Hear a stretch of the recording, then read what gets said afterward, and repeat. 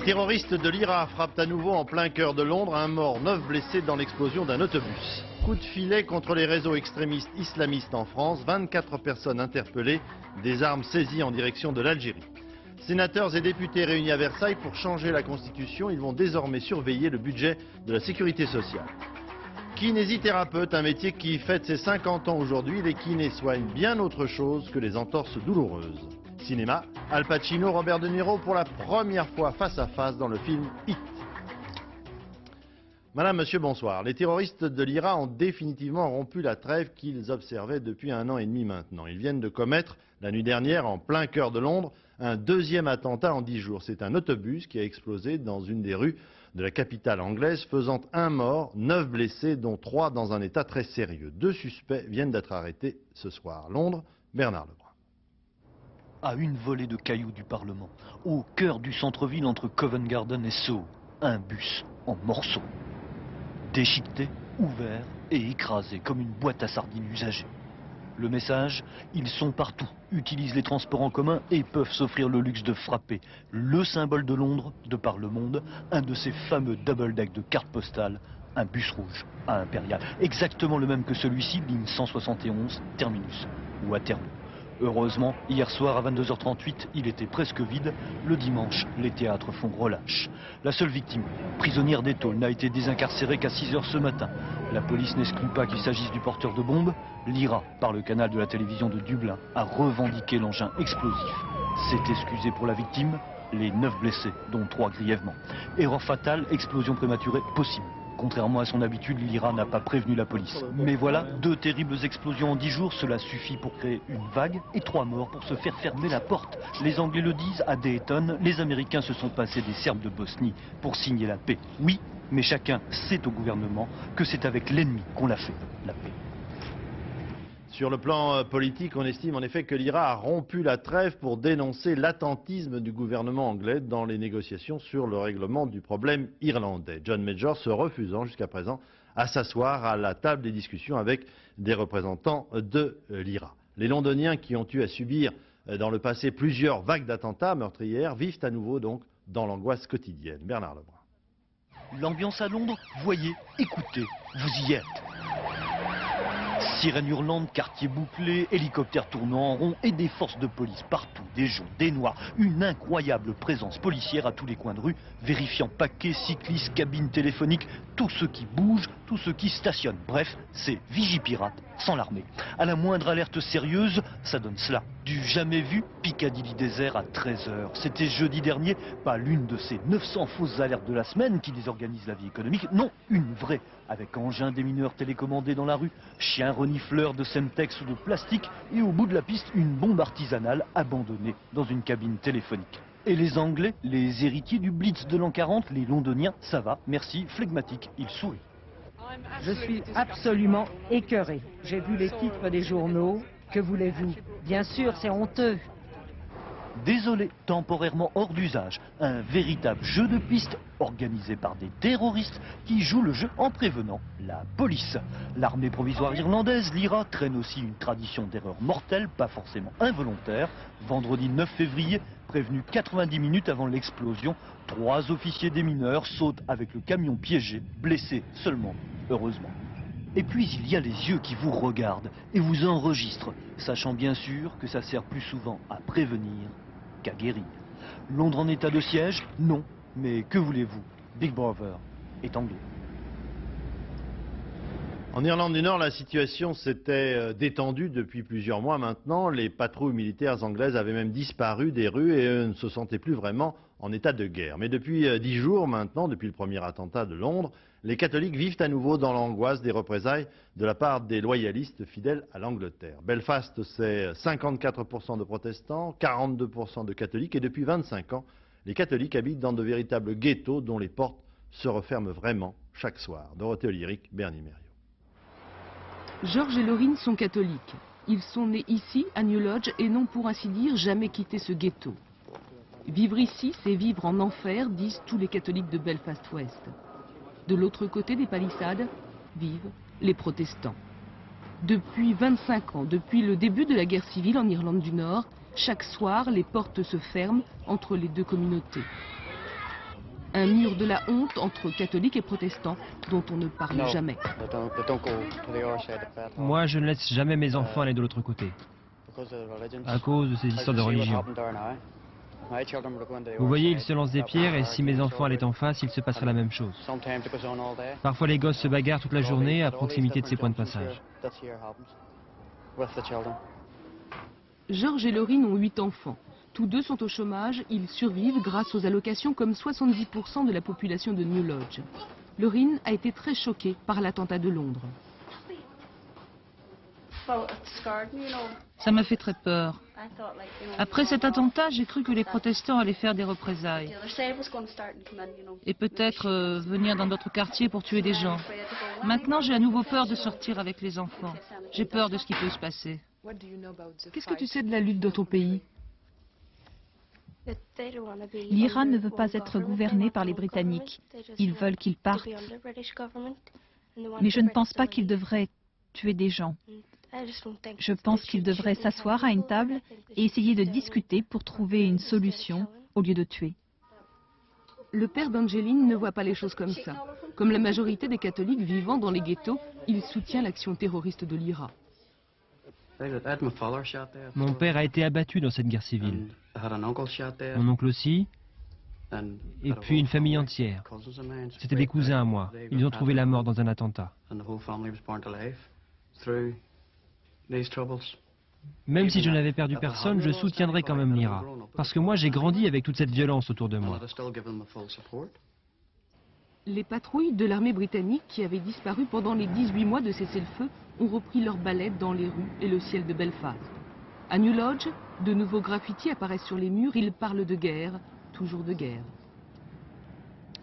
En Algérie, hier, 2 nouveaux attentats meurtriers ont eu lieu dans la capitale. 12 personnes ont été tuées, plus d'une vingtaine blessées. Parallèlement, ce matin, un nouveau coup de filet de la police française dans les milieux extrémistes islamistes dans notre pays. 25 personnes ont été interpellées, des armes saisies dans le cadre d'un trafic vers l'Algérie destiné justement aux commandos du GIA. Agnès Varamian, Hervé Pozzo. Le ministre de l'Intérieur est satisfait. Avec cette prise d'armes, la section antiterroriste de la brigade criminelle boucle une affaire. L'affaire Chalabi, du nom de 3 frères d'origine algérienne arrêtés en novembre 1994, en région parisienne. C'est en décortiquant les relevés de téléphone portable de Brahim Chalabi que les policiers sont parvenus à remonter le réseau. Fusil automatique M16, carabine, cartouches de Kalachnikov, masque à gaz, poudre noire, un arsenal hétéroclite destiné à un ou plusieurs maquis islamistes en Algérie. Des armes retrouvées dans un seul et même appartement du Val d'Oise. Son propriétaire, placé en garde à vue, était une connaissance des frères Chalabi. Arrêtés en novembre 1994, ces 3 anciens braqueurs, convertis à l'islam, assistaient en armes le GIA, manipulaient les explosifs, recrutaient aussi grâce à une association.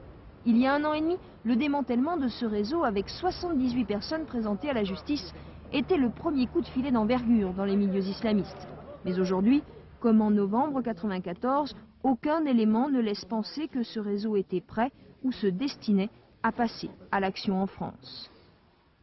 Les armes saisies ce matin n'étaient donc pas a priori destinées à des actions sur le territoire français. En revanche, on a appris qu'à la suite de la série d'attentats en France de l'été dernier, les autorités françaises auraient établi des contacts avec les responsables du mouvement extrémiste islamiste. Depuis d'ailleurs, on observe une trêve. Mais ces contacts auraient provoqué par la suite une série de règlements de compte sanglants à l'intérieur même de ces mouvements. Explication Hervé Brusini. Voulu réaffirmer son autorité, une autorité implacable, meurtrière. C'est Jamel Zitouni, le chef de l'un des principaux GIA, groupe islamiste armé. Dans le dernier bulletin El Ansar, Zitouni raconte une histoire vérifiée par nombre d'experts. L'histoire de multiples condamnations à mort, des comploteurs contre le GIA, dit Zitouni. En fait, près d'une 40aine de personnes, exécutées parfois dans leur sommeil. Toutes qualifiées d'hérétiques parce qu'en Algérie, elles sont membres d'une faction du GIA. Une faction opposée à l'exportation du terrorisme. Alors Zitouni, que l'on suspecte d'avoir orchestré la campagne d'attentats qui a frappé la France, lance des contrats aussi contre plusieurs islamistes vivant à l'étranger. Ainsi Anwar Adam, qui réside aux États-Unis. Selon le texte publié par l'hebdomadaire L'Express, la colère de Zitouni viendrait aussi du fait qu'un membre du GIA, dit-il, avait pris contact avec un général des services français de renseignement, avec lequel Il a établi des conditions pour l'arrêt du combat en France sans en avoir référé à l'émir du GIA, autrement dit, Zitouni lui-même. Là est peut-être la clé du calme que connaît la France depuis plusieurs mois, mais aussi de l'extrême violence vécue par l'Algérie. L'Angleterre donc, la France, mais aussi l'Espagne se mobilisent contre le terrorisme. Ce soir à Madrid, les représentants de tous les partis politiques espagnols sont descendus dans la rue pour dire non aux attentats de l'ETA qui ensanglantent, vous le savez, régulièrement ce pays. Et cela à la veille des élections législatives qui doivent avoir lieu au mois de mars en Espagne.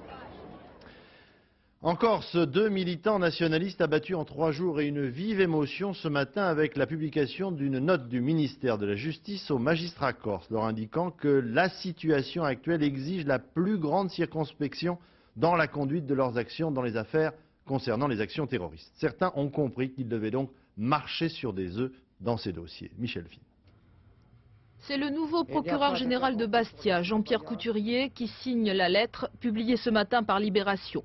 C'est une circulaire adressée au procureur de Lille. Elle porte sur la conduite de l'action publique. La situation actuelle, écrit le procureur général, exige la plus grande circonspection. Quand j'écris circonspection, je dis simplement l'action publique, il faut la conduire. Il faut la conduire avec prudence comme cela doit toujours être fait. Ici comme ailleurs, c'est un simple rappel aux règles élémentaires, au respect des règles élémentaires. Le procureur général de Bastia tenait à faire ces précisions, car quelques jours à peine après l'assassinat de 2 nationalistes corses, la publication de sa note a en effet suscité quelques protestations. On est encore dans une situation très grave, où l'état de droit, contrairement à ce qui a été affirmé récemment, n'existe pas. Et je réaffirme que la Corse est aujourd'hui une super zone de non-droit. On parle des banlieues dans certaines conditions dramatiques. Aujourd'hui, la Corse est vraiment dans une situation très grave. Parmi la dizaine d'assassinats perpétrés en Corse au sein de la mouvance nationaliste, aucun n'a à ce jour pu être élucidé. Malgré tout, du côté du gouvernement comme du côté des responsables du mouvement nationaliste, on croit encore à la possibilité de négociation. Situation inchangée au large des côtes du Pays de Galles. Le pétrolier géant chargé de 130 000 tonnes de brut n'a toujours pas été remorqué ni délesté de sa cargaison. Le pétrole continue de s'échapper en petite quantité. Les opérations de remorquage pourraient bien commencer demain si le temps s'améliore. Bertrand Coq, Raymond Chaplard. Dans ce pays du bout du Pays de Galles, où le pétrole fait partie du paysage, l'odyssée du bateau libérien constitue l'attraction numéro 1. Ces jours-ci, les Gallois sont en vacances et l'on vient en famille, à travers la lande, constater la résurrection du Sea-en-Presse. Car depuis ce matin, il a retrouvé son assiette, le pétrolier. Il ne gîte plus et surtout, il a cessé de se vider de son mazout. D'ailleurs, la police n'interdit plus la zone. Les pompiers et les gardes-côtes nous ont assuré qu'il n'y avait plus de danger et que les gens pouvaient revenir. Fermement amarré, loin des récifs et couvé de près par plusieurs remorqueurs, le navire a pratiquement cessé d'être un sujet d'inquiétude. Les responsables des opérations n'attendent qu'une chose pour remorquer le Sea-en-Presse jusqu'à sa destination finale, de pouvoir le soulager d'une partie de sa cargaison. C'est une opération qui nécessite d'amener un autre pétrolier côte à côte avec celui-ci avant de transvaser le contenu des cuves du premier dans celle du second. Encore faudrait-il pour cela que le vent veuille bien se calmer, ce qui est loin d'être le cas. Mais d'ici à mercredi matin, les conditions d'un sauvetage réussi devraient se trouver réunies. Aux États-Unis, les élections présidentielles auront lieu en novembre prochain, mais la course à la présidence commence véritablement aujourd'hui avec une première élection primaire dans l'État du New Hampshire. En général, l'histoire prouve que celui qui triomphe dans ce scrutin-test est le vainqueur 9 mois plus tard. Philippe Gassot. Pour arriver à la Maison-Blanche, il faut gagner ici. Les journalistes viennent en rang serré pour assister aux premiers affrontements. Les candidats sont soumis à rude épreuve. Ils doivent avoir réponse à tout. Allez-vous changer les relations entre la France et les États-Unis si vous devenez président? J'aime Chirac. Bob Dole devrait arriver logiquement le premier. Mais une surprise n'est pas à écarter. L'homme à abattre, c'est le très conservateur Pat Buchanan, second dans l'Iowa, qui pourrait bien créer la surprise car il s'agit bien d'une course. Les sondages le donnent pratiquement à égalité avec Dole et les manifestations antiracistes s'amplifient. En cas d'affrontement Dole-Buchanan, Lamar Alexander pourrait ramasser la mise. Il dénonce la boue politique de cette campagne et conserve toutes ses chances. Un faux pas cependant, il n'a pas su donner le prix d'une douzaine d'œufs. Steve Forbes joue son va-tout. Déjà battu dans l'Iowa, il faut qu'il fasse un score ici. Son cheval de bataille, c'est toujours la fiscalité. Si vous arrivez à la Maison-Blanche, quels seront vos rapports avec la France? Je pense que l'Amérique peut montrer comment les pays peuvent évoluer et se développer. La France a besoin d'une réforme fiscale, d'une baisse des impôts et de moins de réglementation. Seulement voilà, les Français ne votent pas dans le New Hampshire. Plus sérieusement, le coup de théâtre serait que le très conservateur Pat Buchanan passe devant Bob Dole, le leader des Républicains. En France, comme le veut la loi, sénateurs et députés étaient réunis aujourd'hui à Versailles pour réviser la Constitution et permettre aux parlementaires d'avoir un droit de regard sur les finances de la sécurité sociale qui jusqu'à présent était, je vous le rappelle, gérée en parité par les syndicats et le patronat avec un budget tout de même plus important que celui de l'État. Le vote ne faisait aucun doute, ce changement de la Constitution a été adopté à une large majorité. Roland Sicard, Carole Comont. L'ambiance aurait pu être glaciale. Versailles sous la neige, il y a plus d'un parlementaire que cela aurait pu refroidir, mais un parlementaire a le sens du devoir. Il faut avoir envie de réformer la Constitution. Et il ne fallait pas compter sur la gauche pour briser la glace. La gauche qui pense qu'on réforme trop la Constitution et que le projet n'est pas bon.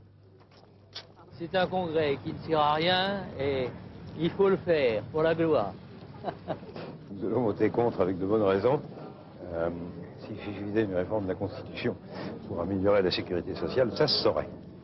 Nous allons appeler plus que jamais les travailleurs à lutter effectivement et efficacement pour la défense de la sécurité sociale. Pas de quoi inquiéter Alain Juppé. La crise sociale de décembre reste un mauvais souvenir, mais au Parlement, la réforme de la Sécu a toujours été une formalité. Un sentiment de confiance, les choses se sont bien passées à l'Assemblée nationale et au Sénat, dès la première lecture. C'est une étape extrêmement importante puisque c'est la clé de voûte de la réforme de la sécurité sociale qui aujourd'hui voit le jour. Et l'autre avantage pour Alain Juppé, c'est que sa majorité s'est retrouvée. Si Alain Madelin a marqué sa différence en s'abstenant, la droite a tout de même fait bloc, Balladur-Rien en tête. C'est une bonne réforme qui permettra aux élus du peuple de fixer les règles générales d'évolution de nos dépenses sociales, ce qui est indispensable. Avec un Parlement plus raisonnable et plus convaincu de la nécessité de maîtriser la dépense publique, eh bien, à mon avis, nous mettons des atouts dans notre jeu. Un résultat sans surprise, 681 voix pour, 188 contre, la réforme est adoptée. Mais pour beaucoup, l'autre bon souvenir restera sans doute le timbre du Congrès. Avec 5 révisions de la Constitution en 4 ans, Versailles commence à faire partie des habitudes. Cette réforme de la loi à propos de la sécurité sociale est destinée en fin de compte à essayer de réduire le déficit de cet organisme. La France n'est d'ailleurs pas le seul pays à connaître des problèmes dans ce domaine. La Suède, qui était citée en exemple pour sa politique sociale jusque dans les années 80, est obligée, elle aussi, après son entrée dans l'Europe, de revoir l'ensemble de ses prestations sociales pour les réduire. Et c'est un gouvernement social-démocrate qui a pris cette décision. Pascal Golomer, Philippe Deslandes. Presque un monument historique, une véritable institution en tout cas, la protection sociale pour les Suédois, c'est sacré.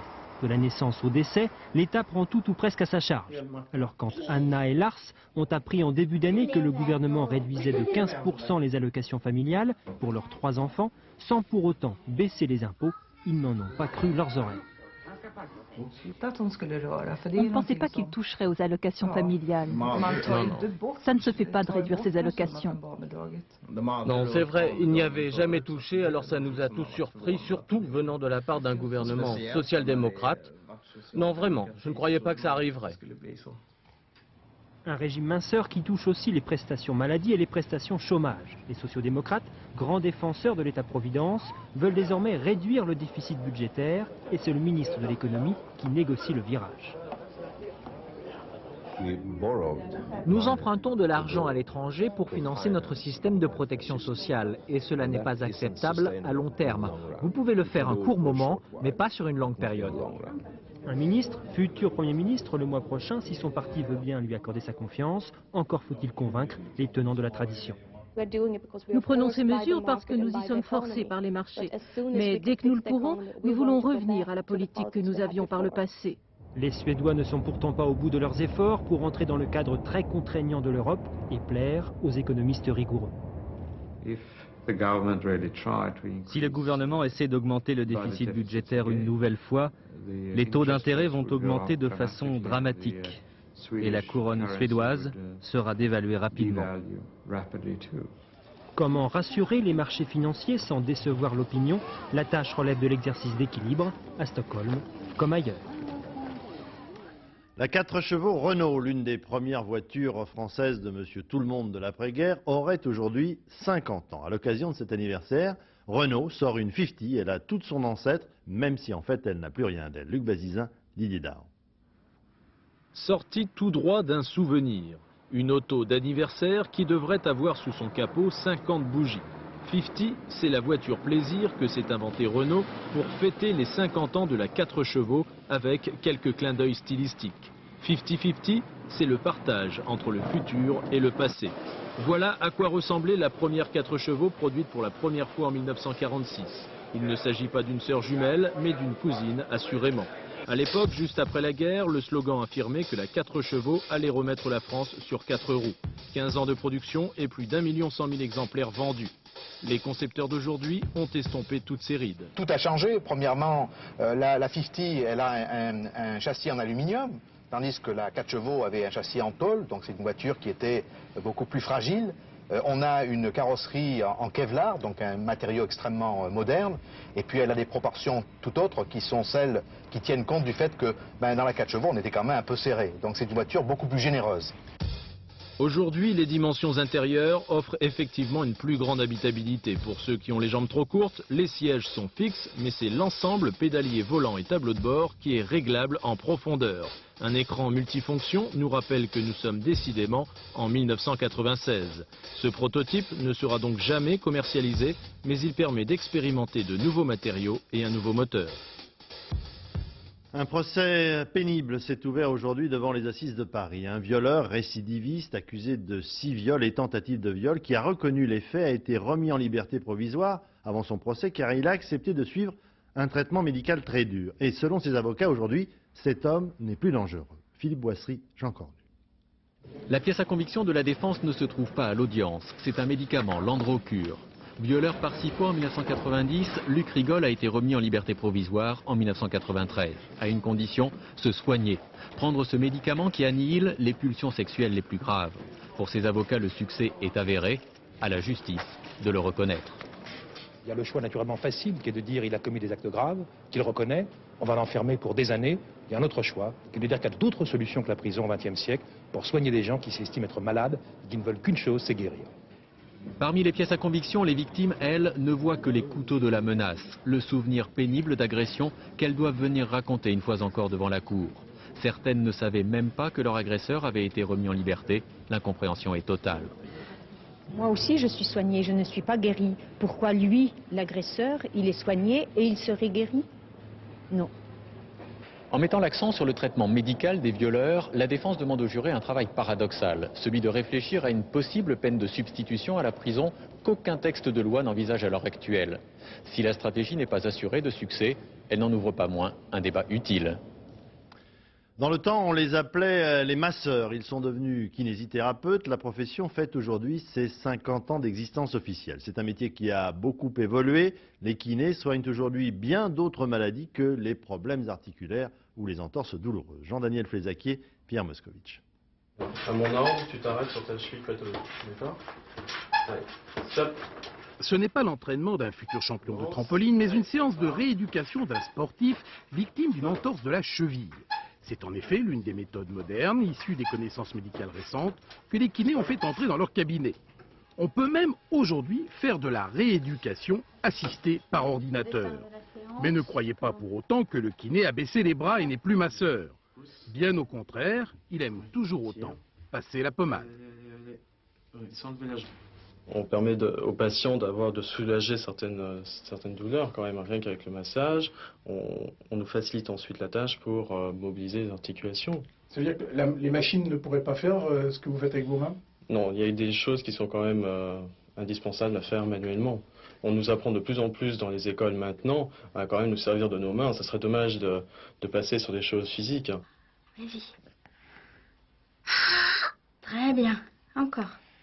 Mais les kinés savent faire mille autres choses, comme par exemple aider Gabi et ses 2 ans et demi à se débarrasser d'une vilaine petite infection bronchique. Encore. C'est sûr qu'on y gagne, oui, en temps de traitement. Et vous faites gagner des sous à la Sécu? Pareil. Est-ce que la Sécu... nous en est reconnaissant? Point du tout, mon monsieur. non, pas du tout. C'est un des ça fait partie des actes qui sont les moins bien remboursés et les moins bien payés aux kinésithérapeutes. Enfin, sachez que les kinés n'aiment pas être confondus avec des instituts de beauté. S'ils savent rééduquer un accident d'équitation, ils ne peuvent pas grand-chose pour la culotte de cheval. La tempête souffle sur les ports de la Manche et de la mer du Nord. Ces images ont été filmées cet après-midi à Mers-les-Bains, en Picardie, dans le département de la Somme. Le trafic transmanche est en partie désorganisé depuis le début de cet après-midi. Et après la tempête, la neige qui va tomber demain sur l'ensemble du pays, principalement d'ailleurs sur les départements du nord-ouest, et elle va tenir par endroits. Bref, attention sur les routes. Ce matin dans les Vosges, vous le voyez, la neige tombait de rue. Exemple, cette route menant à la station du Champ du Feu. La météo prévoit de la neige une bonne partie de la semaine et un retour du froid sur la France. La neige, c'est une bonne nouvelle tout de même dans les stations. Prudence tout de même après les accidents de ces dernières semaines. Les professionnels voudraient un peu mieux éduquer ceux qui pratiquent notamment le surf, le plus souvent d'ailleurs hors piste, sans bien connaître la montagne et ses dangers. Reportage à Serre-Chevalier, Thierry Curtet, Daniel Lévy.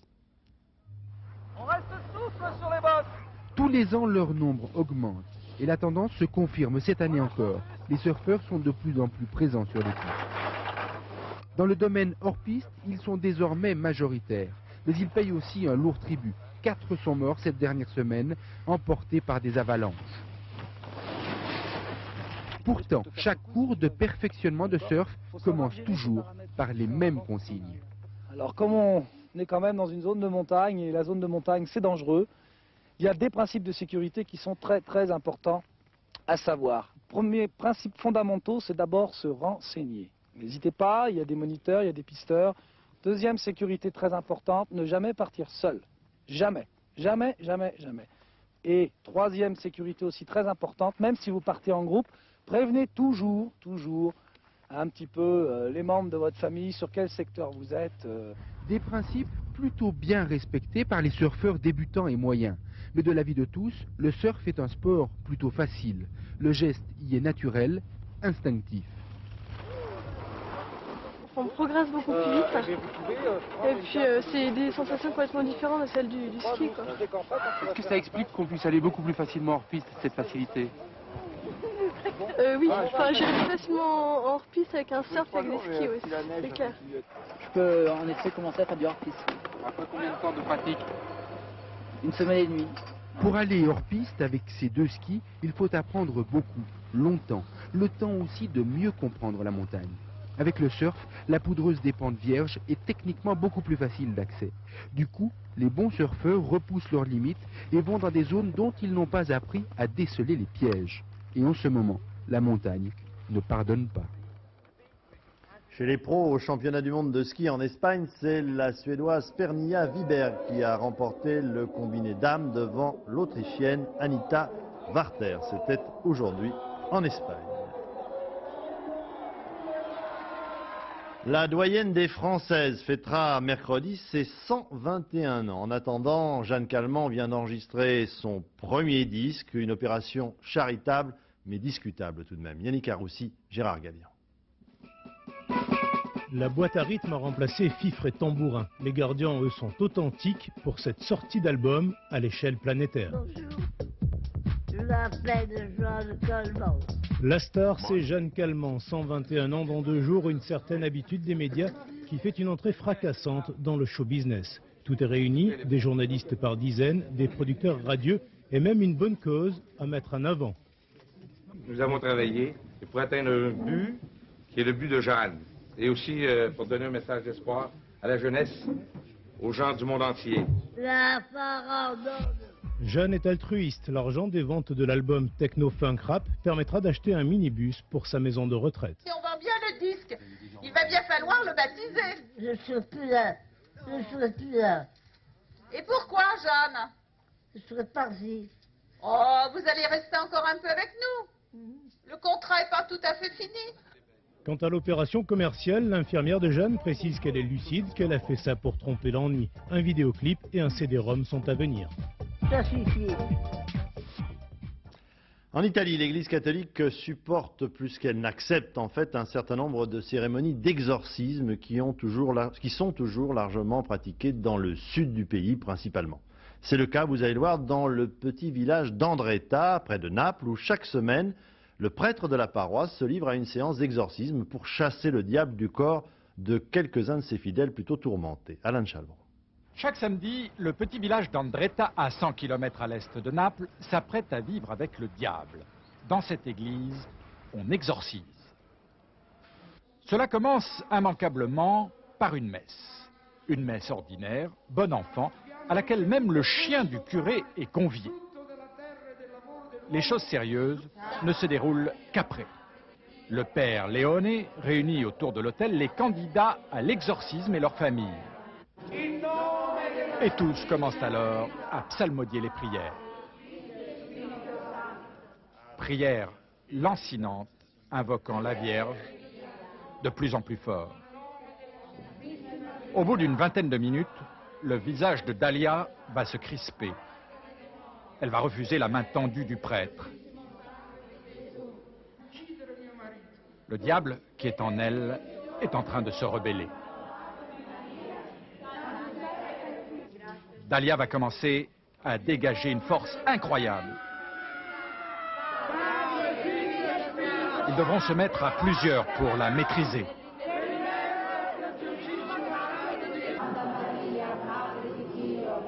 Des crises comme celle-ci, il y en aura 6, toutes d'une violence extrême.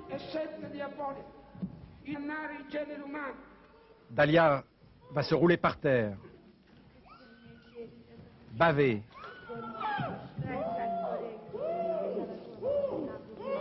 crier.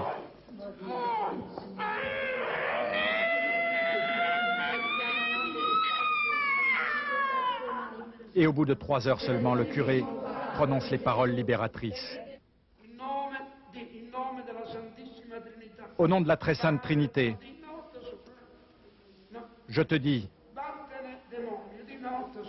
va-t'en démon, va-t'en démon. Après un dernier refus de la tête, Dalia paraît enfin libérée. Je ne me souviens pas ce que j'ai fait. Je me sens simplement fatiguée, c'est tout. Mais physiquement, j'ai l'impression d'être libérée. C'est ainsi chaque fois. Mais je ne crie pas victoire pour autant. Question, cette jeune femme, mère de 2 enfants, est-elle vraiment possédée par le diable ou simplement malade psychologiquement? Pour le curé, pas de doute et pas de contradiction. Le diable, il existe bien en tant que personne. C'est clair, ce n'est pas une abstraction. Le démon se camoufle derrière une maladie, et quand il est découvert, il est perdu. L'Église comme institution est plus que dubitative quant aux méthodes du père Leone. Pour elle, 99% des cas d'exorcisme seraient plutôt du ressort de la psychiatrie. Et Diala, qui se livre à ce genre d'exercice presque tous les samedis, relèverait plus de Freud que de Dieu. La saison bat son plein en ce moment, tour du monde donc des carnavals, Brésil, Allemagne, États-Unis. Patrice Randen. Harlequin en Allemagne. On pourrait croire qu'il n'a rien à y faire. Pourtant, la présence outre-Rhin d'un personnage de la Commedia dell'arte puise ses racines au siècle précédent. À l'époque, pour relancer le carnaval et appâter le touriste, Cologne, Mayence ou Düsseldorf s'inspirent de Venise ou de Rome. La tradition perdure pour un vrai carnaval.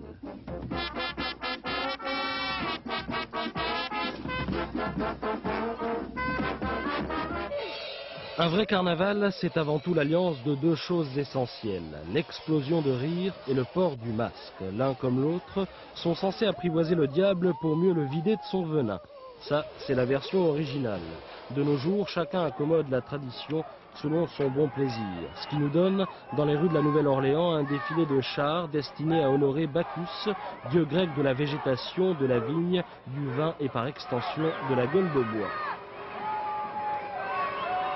Ou encore ce concert de bruit dont seuls les Américains ont le secret.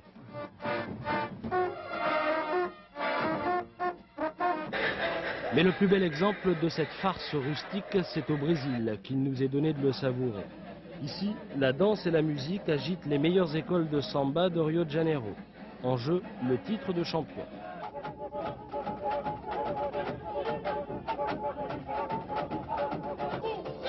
La fête s'achèvera à l'aube du mercredi décembre. Alors le Brésil sera en vacances et les rescapés du carnaval pourront se ruer sur les plages. Les rescapés, car le carnaval de Rio se solde chaque année par des dizaines de morts. Sorti cette semaine en France du film américain Heat, un film policier avec pour la première fois à l'affiche Al Pacino, que nous recevions, souvenez-vous, il y a quelques semaines, et Robert De Niro, les deux face à face. Pascal Deschamps. Pour la première fois, les deux acteurs américains les plus prodigieux s'affrontent.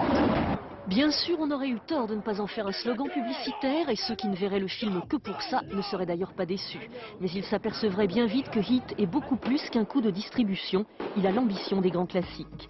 Le thème, l'affrontement d'un flic, Al Pacino, et d'un voyou, Robert De Niro, que tout sépare en apparence. Vincent Hanna est policier, sa vie privée est un échec. Tu flaires l'odeur de ta proie et tu te lances à sa poursuite. C'est la seule chose qui compte pour toi. Neil McCauley, lui, est braqueur de banque, sa vie privée est inexistante. Tu te rappelles Jimmy McElwain, ce mec qui disait tout le temps, si tu veux faire de vieux os dans ce métier, sois libre comme l'air, tout ce qui a pu prendre une place dans ta vie, tu dois pouvoir t'en débarrasser en 30 secondes, montre en main, dès que t'as repéré un seul flic dans le coin. Heat nous entraîne pendant près de 3 heures sur les traces du chasseur et du gibier, chacun tirant de l'autre la justification de son existence. C'est comme un regard d'anthropologue, comme si on regardait ces gens vivre, mais de l'intérieur. Et alors, où ça vous intéresse ou vous portez un jugement moral sur ce monde du crime? Un point c'est tout. En fait, ça dépend de votre personnalité. Bien sûr, Heat est un film d'action, mais l'action n'est jamais gratuite. Elle est à ces deux hommes aussi indispensable que l'air qu'ils respirent. C'est ce qui les rapproche et rend leur affrontement passionnant. Le clou du film, une rencontre entre les deux. Quelques minutes de trêve pour se jauger avant de reprendre le combat. Eh bien qu'on soit vu face à face. Si je suis là-bas et si je dois te neutraliser, ça me plaira pas. Mais je le ferai. Il y a quelque chose de différent dans ce film, une ambiguïté morale. On finit par éprouver des choses qu'on n'a pas l'habitude d'éprouver avec un film d'action. Un sentiment de confusion.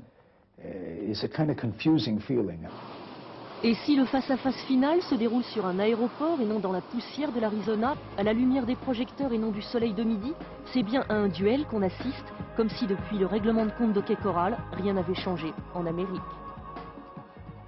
La météo dans un instant, Sophie Davant, et attention donc à la neige. 20h50, une femme dans la tourmente avec Miu Miu, c'est un téléfilm de Serge Moati. 23h25, le dernier journal, Philippe Lefebvre. Dans Télématin, Gérard Leclerc recevra donc demain matin Jacques Méret de Force Ouvrière, qui est candidat au poste de secrétaire général de Force Ouvrière face à M. Marc Blondel. 13h, Patrick Chêne, quant à nous. J'espère que nous retrouverons avec beaucoup de plaisir demain soir à 20h. Je vous souhaite une excellente soirée sur notre chaîne. Bonsoir.